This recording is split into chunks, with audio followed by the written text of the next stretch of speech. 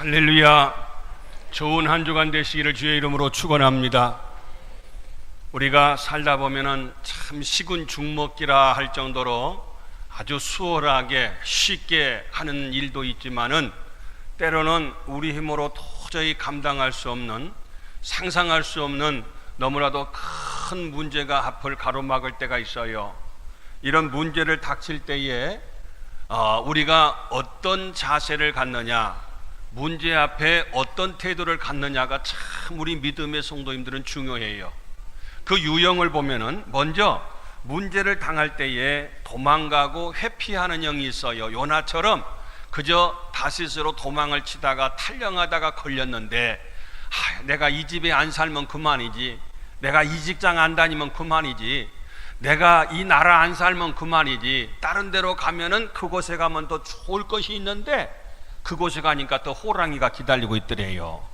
그래서 회피하는 영, 문제를 해결하려고 하지 않고 문제를 회피하고 도망치는 형이 있고, 절망형이 있어요. 엘리야는 그렇게 능력 있는 엘리야도 광야로 도망가서 로뎀나무 밑에서 하나님, 내가 죽기 넉넉하오니 좀 내 생명잔치 해달라고 낙심하고 절망하고 우울증에 빠져있는 그런 형들이 있어요. 왜 나만 이렇게 문제가 있는가 하면서 절망하는 영. 그리고 아담처럼 당신 때문에 이런 문제가 생겼다고, 당신이 따먹으라고 해서 먹었다고 하면서 항상 문제를 상대방한테 책임을 전가시키고 핑계를 대는, 누구 때문에 이랬다고 하면서 핑계대는 형이 있고, 베드로처럼 막 무리를 걸어오신 예수님을 보고서 유령이라고 하면서 막 겁을 내가지고 당황해서 어쩔 줄을 몰라. 문제가 오면은 막 먼저 미리 죽어 막 팔딱팔딱 뛰면서 당황해가지고 안정하지 못하고 침착하지 못하는 그런 형이 있고, 가룟 유다 같은 형은 아유 죽으면 끝나지 뭐 죽자. 사도바이 사울이라고 하는 왕도 마찬가지. 전쟁터에 나갔는데 상대방의 활에 맞았어요. 그랬을 때에 이방인한테 내가 할례 받지 않는 저들에게 죽는 것보다는 차라리 너한테 죽는 게 낫다고 하면서 신하한테 자기를 죽이라고 얘기를 했어요. 근데 왕을 감히 죽일 수가 없잖아요. 안 죽이니까 자기가 자기 칼에 엎드려서 스스로 죽는 사울왕의 비참한 최후의 모습을 볼 수 있어요. 가장 안 좋은 형이에요. 어떤 형이 좋은 형이냐? 바로 도전형이 좋은 형. 문제 앞에 절망하지 않고, 문제 앞에 낙심하지 않고, 문제를 피해서 도망가려고 하지 않고, 누구 때문이라고 책임을 전가시키지 아니하고 문제를 해답으로 바꾸는 형이에요. 도전해서 누구냐? 모세와 같은, 홍해도 고속도로를 내서 육지처럼 건너기도 하고, 여호수아와 같이 앞에 요단강이 있어도 담대하게 요단강을 건너서 마침내 가나안 땅에 이르는 놀라운 역사를 이루었던 도전형이 있어요. 오늘 우리들이 살아가는 데는 원튼 원치 않든 크고 작은 문제를 만날 때가 많이 있어요. 여러 가지 유형이 있지만은 문제가 중요한 것이 아니라 문제를 대하는 태도가 중요해요. 우리 믿음의 성도들은 다른 사람과 뭔가 달라야 돼요. 문제를 대하는 특별히 태도가 달라야 되는데, 우리 앞에 어떤 문제가 있다고 할지라도 문제보다 크신 분이 하나님이신 줄로 믿습니다. 하나님의 도우심 가운데 도전해서 하나님의 능력을 덧입고 문제를 해답으로 바꾸고 앞길이 형통하시기를 다시 한번 주의 이름으로 축원합니다. 오늘 본문의 배경을 보면은 이스라엘 백성들이 바벨론의 포로가 되어서 70년 만에 고국에 돌아왔어요. 고국에 돌아와서 보니까 성벽이 다 무너지고 성전이 다 해파해지고 다 폐허가 되었어요. 제일 먼저 우선적으로 해야 할 일이 성전을 다시금 재건하는 일이, 성전을 다시금 세우는 일이 가장 시급한 일이요. 내가 사는 집도 필요하고 전답도 필요하고 사업도 필요하고 할 일이 많이 있지만 먼저 하나님 앞에 예배드리는 성전을 다시금 복원해야 되겠다 해서 그 일을 시작하려고 하는데 문제가 생겼어요.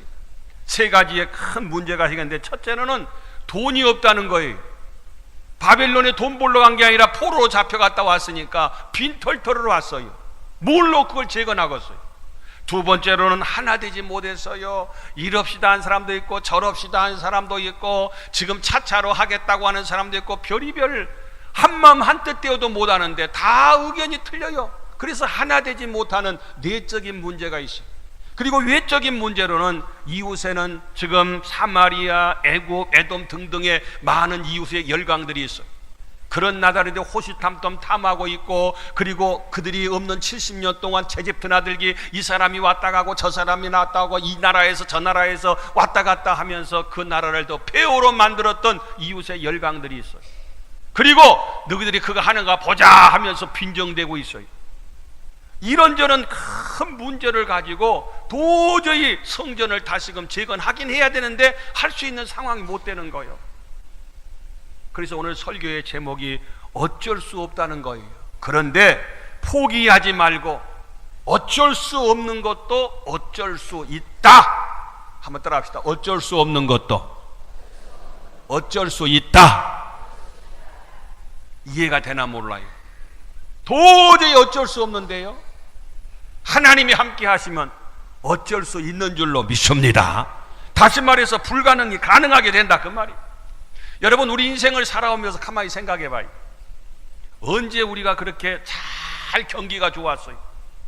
작년에는 경기가 좋았나요? 그 전에 5년 전에는 참 경기가 딱 형편이 따뜻하고 경기가 좋았나요? 난 지금까지 살아오면서 경기가 참 좋다고 한 거 들어본 적이 별로 없는 것 같아요. 해년마다 불경기래. 해년마다 죽고 해년마다 못 산대. 근데 살아있잖아요. 언제 우리가 다 걱정이 없이 사는 날이 없어요. 다 천국 가면 그거 다 내려놓고 그때는 걱정 없이 평안하지만 이 땅에 사는 것은 문제의 연속인 것을 볼 수가 있습니다. 자, 이런저런 문제 가운데 도저히 가능성이 없어, 어쩔 수 없어요. 포기할 수밖에 없어요. 그런데 하나님께서 스가랴를 통해서 스룹바벨아, 네 앞에 있는 큰 산이 무엇이냐, 평지가 되리라고 하면서 마침내 하나님께서 약속해 주시고 마침내 하나님께서 그 큰 역사를 이루어 주시겠다고 확실한 해답을 주시는 모습을 오늘 성경 본문을 통해서 볼 수 있어요. 자, 오늘 본문을 통해서 우리 앞에 있는 큰 산이 있다고 할지라도, 어쩔 수 없는 문제가 있다고 할지라도 어떻게 하면 그것을 어쩔 수 있게 만드느냐, 해결할 수 있게 만드느냐, 불가능을 가능케 하느냐. 첫째로는 오직 영으로 되느니라 그랬어요. 나는 어쩔 수 없지만 하나님이 도우시고 하나님이 역사하시면 하나님의 영이 도우셔서 불가능이 가능하게 될 줄로 믿습니다. 오늘 6절 말씀 보니까 만군의 여호와께서 말씀하시되 이는 힘으로도 되지 아니하고 능력으로도 되지 아니하고 우리의 지혜로, 우리의 백으로, 우리의 권력으로 그걸로 되는 게 아니라 오직 나의 영으로 되느니라 그랬어요. 하나님의 성령이 역사해야 된다는 것, 하나님이 도우셔야 된다고 하는 약속의 말씀, 오늘 본문 6절에서 말씀하고 있어요. 무사 알람이라고 하는 사람이 있는데 영국 캠브리지 대학을 졸업을 했어요.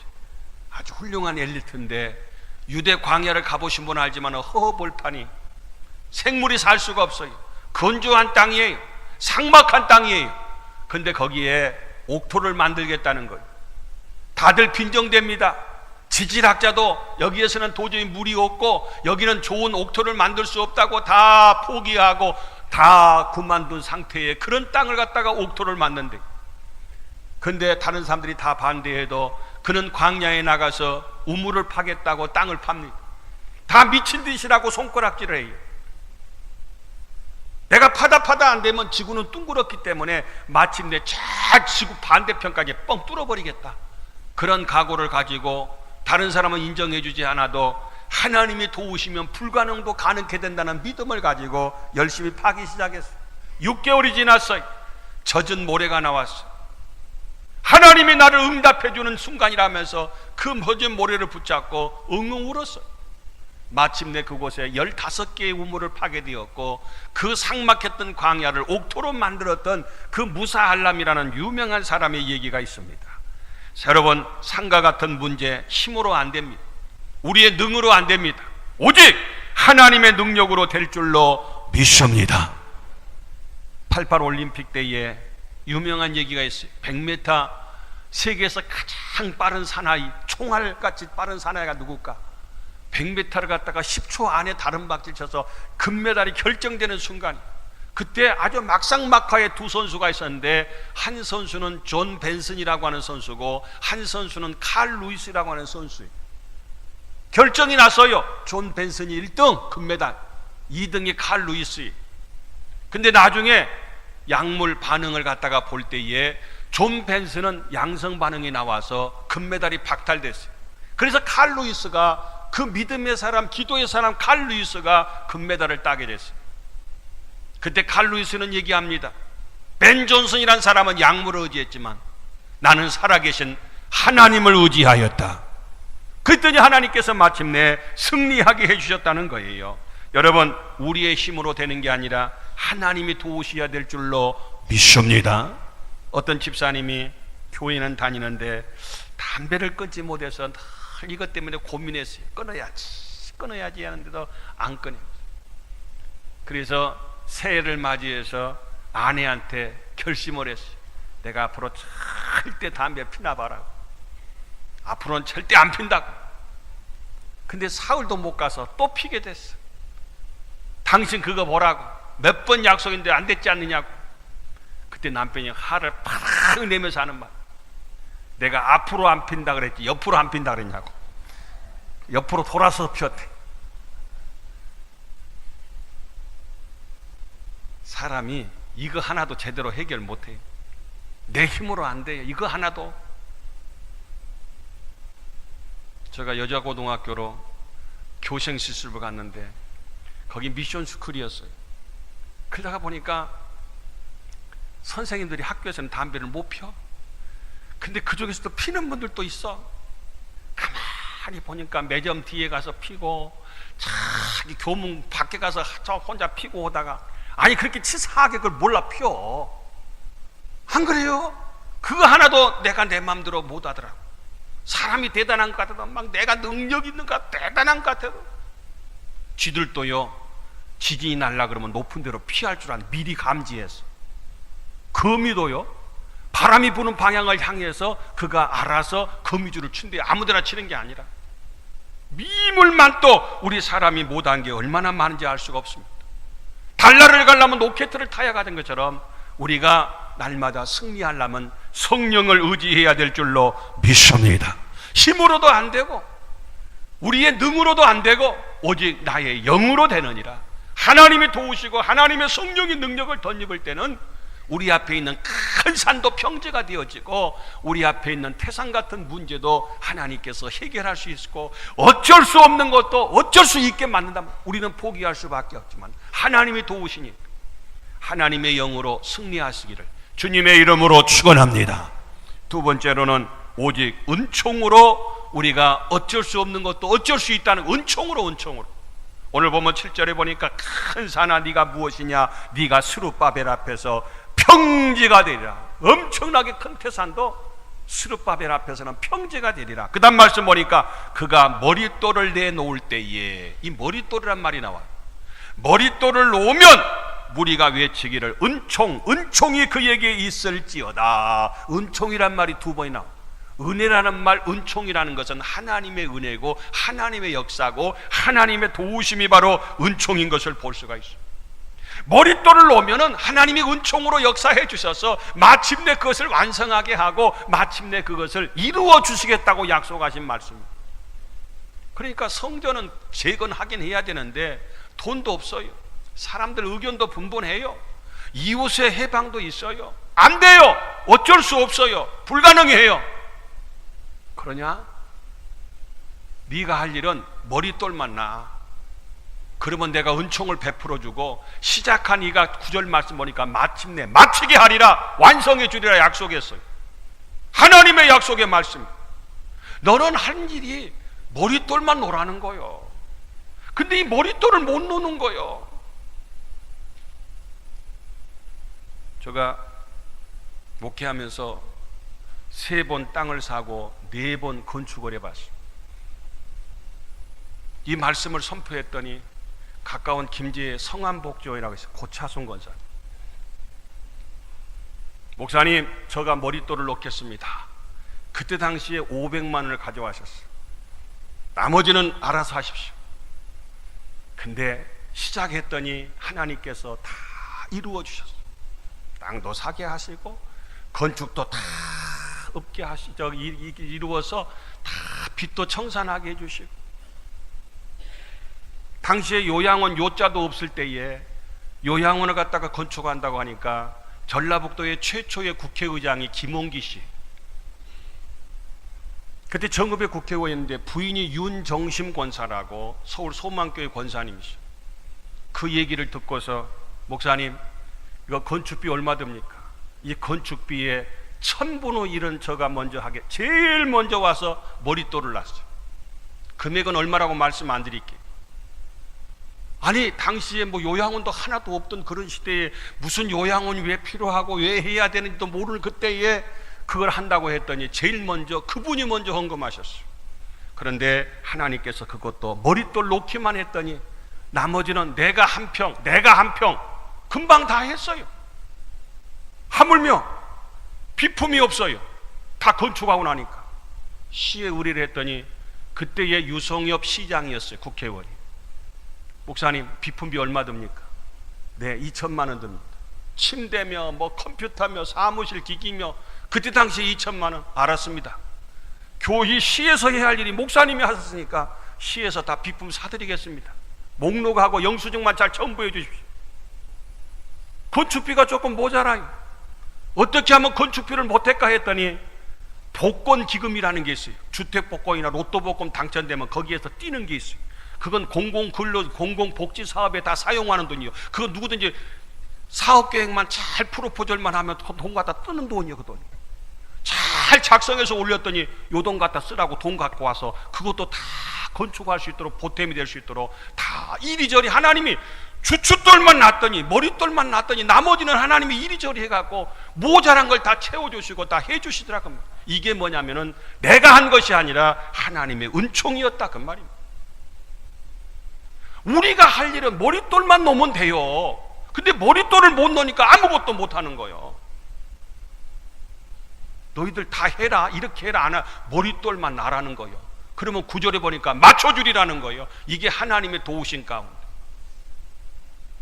우리 여호수아 3장의 말씀 보시면은 요단이 곡식 거두는 시기에 모맥에게 요단강에 막 이 곡식 거둘 때 물이 팍 넘치는 날씨에 물이 가득 요단강에 차 있는 그때 항상 언덕에 넘치더라. 막 물이 막 요단강에 물이 막 넘치는 그런 때 벗개를 맨 자들이 요단에 이르며 궤를 맨 제사장의 발이 물에 잠기자. 물이 막 가득 차서 막 넘실거리는데 제사장들이 벗개를 메고 그 물속으로 물에 잠기는데 다 물이 마른 것이 아니라 물이 창일에 있는데도 거기를 갖다가 벗개를 메고 들어갈 때에 16절 곧 위에서부터 흘러내리던 물이 그쳐서 물이 딱 오던 물이 그냥 딱 그때부터 스톱! 그러니까 마른 땅이 되어서 그걸 건너갔던 그 여호수아의 놀라운 기적의 역사를 볼 수가 있습니다. 사랑하는 성도님들이여, 이것이 하나님의 은총이고 하나님의 도우심이요. 하나님이 약속한 가나안 땅 배를 만들지 않고 다리 놓지 아니하고 하나님께서는 하나님의 방법으로 하나님께서 도우셔서 마침내 하나님의 은총 가운데 요단강을 건너서 여리고 지나 가나안 땅에 이르게 한 약속을 이루시는 모습을 볼 수가 있어요. 과거에 어느 교회에서 이제 설교를 해야 되게 목사님이 그 사모한테 불러드려 추보를 작성해야 되니까 말씀은 요한복음 여기 이 시편 23편 1절 2절 그리고 여호와는 내 목자시니 그거면 충분하다고 여호와는 내 목자시니 그렇게 불러줬어요. 다음 주일날 이제 목사님과 설교하려고 주보를 봤더니 제목이 뭐냐? 여호와는 나의 목자시니 그것으로 충분해요. 그렇게 제목이 나온 거예요. 제목은 여호와는 목자시니만 했는데 그것만 하면 충분하다 했더니 뒤에 그것으로 충분하다까지 다 써놓은 거예요. 여러분 무슨 말씀 드리냐면은 하나님이 목자면 그것 갖고 다 충분히 되어질 줄로 믿습니다. 다른 게 필요 없어. 하나님이 도우시면 하나님의 목자가 되시면 푸른 풀밭 맑은 시냇물가로 인고하시고 사망의 음참인 골지를 지날지라도 해받음을 두려워하지 않을 것은 주께서 우리를 늘 함께 해주시고 우리를 지켜주시고 안위해 주시는 역사인 것을 볼 수가 있습니다. 여러분 하나님 앞에서 우리가 하나님의 은총 가운데 복된 역사를 이루시기를 주의 이름으로 축원합니다. 여러분 오늘 본문 말씀 가운데도 보니까 오늘 7절 말씀 이 창세기 26장 12절 말씀 보면은 이삭의 사건이 나와요. 이삭이 그 땅에서 농사하여 그 해에, 그 땅이 어디냐면 블레셋 땅이야. 흉년 들어서 남의 땅 가서 임대했어요. 그때 갔더니 거기 그 해에는 흉년했대. 흉년을 맞이했어요. 하필이면, 그러니까 불경기 때에 남의 땅 겨우 임대해서 시작했으니 얼마나 힘들었겠어요. 근데 그 해에 100배나 얻었고 여호와께서 복을 주심으로, 하나님이 복 주시니 그 사람이 창대하고 왕성하여 마침내 거부가, 성경 최초의 거부가 이삭, 거부, 큰 부자가 되었어. 양과 소가 때를 이루고 종이 심히 많아. 내 힘으로 아니고 내 능으로 아니고 하나님이 복을 주시니까, 하나님이 은총적으로 축복해 주시니까 하나님께서 이 모든 역사를 이루어 주셨다고 하는 약속의 말씀이 아니겠어요? 사랑하는 성도 여러분들이여, 오늘 우리들이 어쩔 수 없을 때가 있어요. 근데 어쩔 수 없는 것도 포기하지 말고, 하나님이 이렇게 은총적으로 도우시면 불가능도 가능하게 된다는 사실을 알고, 스룹바벨 앞에서 스가랴 시대 때 도저히 불가능한 사건도, 어쩔 수 없는 사건도, 이런저런 외적인 내적인 어려움이 있고 문제가 있어도 하나님이 도우셔서, 하나님이 약속하셔서 마침내 스룹바벨 아름다운 성전이 재건되고 증축되고 그리고 다시금 완성된 것처럼 여러분 앞에 있는 큰 산도, 어떤 문제도, 어쩔 수 없는, 포기할 수밖에 없는 문제도 하나님의 도우심 가운데 반드시 이룰 수 있는 복된 은총이 임하시기를 주의 이름으로 축원합니다. 링컨 대통령의 생애를 보니까 초등학교도 제대로 졸업을 못했어요. 60세 이전까지 하는 일마다 실패했어요. 31세 때 사업에 실패했고, 2세 때 주의회원 의원에 낙선했고, 34세 때에 사업에 또 실패했고, 35세 때에 신경질환으로 발병이 되었고, 43세에서 47세까지 하원원에 3번이나 낙선했고, 55세에 상원의원 선거에 낙선했고, 56세 때 부통령에 되려고 했지만 실패했고, 58세 때에 상원의원 선거 때 또 낙선했고, 60세에 비로소 대통령 당선됐다. 맨날 실패하고 맨날 낙선하고 제대로 되는 게 없어요. 나는 안 된가 보다, 나는 틀렸는가 보다 포기할 수밖에 없었어요. 근데 링컨은 실패를 인정하지 않았어요. 오직 삶의 보람을 위해서 꾸준히 열심히 걸어갔어요. 마침내 그는 미국의 대통령이 되었어요. 그는 자서전에서 고백합니다. 길이 약간 미끄럽긴 해도 낭떠러지기는 아니더라. 미끄러지긴 했어요. 근데 영원히 넘어진 것이 아니고 낭떠러지 떨어진 것이 아니라 다시 하나님께서 일으켜 세워주시더라는 거 아니겠어요? 사랑하는 성도님들이여, 하나님이 도우시면 안 될 것도 되어질 줄로 믿습니다. 하나님께서 어쩔 수 없는 것도 우리가 안 되는 것이지, 하나님이 안 되는 거 아니잖아요. 하나님의 은총으로 다 하나님의 기적을 경험하시기를 주님의 이름으로 축원합니다. 마지막으로는 오직 믿음의 권세로 그것이 가능했어요. 큰 문제가 있어도 건세를 나가니까 하나님께서 그걸 이루는데, 오늘 7절 보세요. 큰 산아, 네가 무엇이냐? 네가 스룹바벨 앞에서 뭐가 되리라? 평지가 되리라. 선포하는 모습을 볼 수가 있습니다. 선포했어요. 여러분 잘 아는 것처럼 사도행전 3장에 보니까 우리 베드로가 이르되 은과 금은 내게 없거냐, 내게 있는 이것을 네게 주노니 나사렛 예수 그리스도의 이름으로 일어나 걸으라 하고 선포했어요. 하나님 걷게 해주세요, 걷기도 좋겠어, 이게 아니라 걸으라고 직접 명령. 여호수아 10장 12절도 보니까 여호수아가 여호와께 아뢰어 이스라엘의 역전에서 이르되, 기브온 산당에서 지금 전쟁하는 모습이에요. 해가 지면은 지는데 해가 지지 않도록 태양아 너는 기브온 위에 머무르라. 태양을 향해서 직접적으로 여호수아가 명령하는 모습. 달아 너도 야일론 골짜기에서 그리할지어다. 태양이 멈췄어. 해가 지지 않았어요. 그래서 마침내 그 전쟁에서 승리하는 놀라운 역사를 볼 수가 있어요. 이게 뭐냐면 우리 믿음의 성도에게 주는 권세예요. 요한복음 1장 12절 말씀 잘 아는 것처럼 영접하는 자 곧 그 이름을 믿는 자들에게는 하나님의 자녀가 되는 권세를 주셨으니, 예수님을 구주로 영접하셨으면 아멘. 그러면 하나님의 자녀가 된 거예요. 하나님의 자녀가 되는 사람에게는 하나님께서 자녀가 되는 놀라운 특권과 권세를 우리에게 주셨다는 거예요.